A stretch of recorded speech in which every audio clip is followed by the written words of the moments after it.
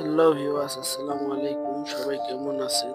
আশা করি ভালো আছেন। আজকে আমরা আবারও চলে আসলাম সেই রেস্টুরেন্টে, সাভার বাস স্ট্যান্ড। আমরা কিছু কেনাকাটার জন্য আসছিলাম। অবশেষে আমাদের কেনাকাটা শেষে আমাদের দুই বন্ধু অনেক ক্ষুধা লাগছে।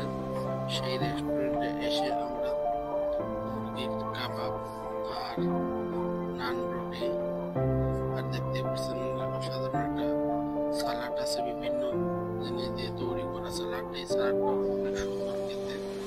তার অনেক ক্ষুধা লাগছে, সে ক্ষুধার জন্য দেখতেই পাচ্ছেন এখন আমাদের অর্ডারটা আসে নাই।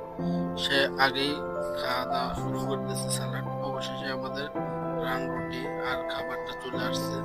কাবাবটা কাবাবটা দেখতেই পাচ্ছেন, অনেক চমৎকার একটা কাবাব, সাধারণ করে পুরানো হয়েছে। আর এই কাবাবটা খেতে অনেক সুন্দর লাগে। আমাদের এই সাভারে এই কাবাব হাউসে যারা আসবেন অবশ্যই এখানে এসে একবার ট্রাই করবেন, আপনাদের অনেক ভালো লাগবে। সে আগেই খাওয়া শুরু করে দিয়েছে, দেখতেই পাচ্ছেন। আর এই খাবারটা অনেক ভালো লাগছে।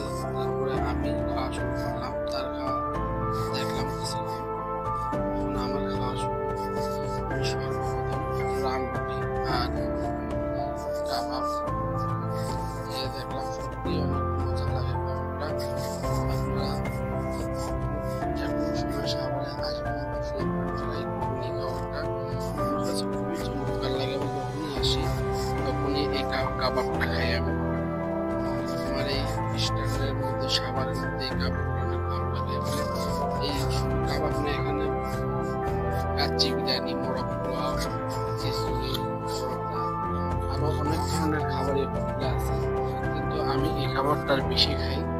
এই খাবারটা আমার অনেক সুন্দর লাগে।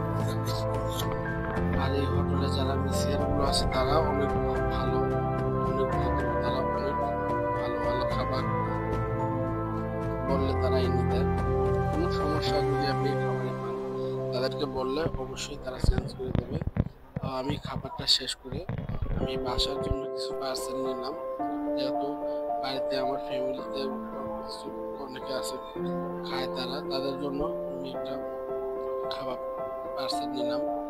আর তার অনেক ক্ষুধা লেগেছে, সে দুই তিনটা রুটি খাওয়া, তার তিনটা রুটি খাওয়া শেষ।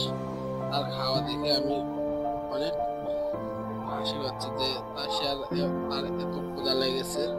সে দেখতেই পাচ্ছেন একের পর এক রুটি খেয়ে যাচ্ছে।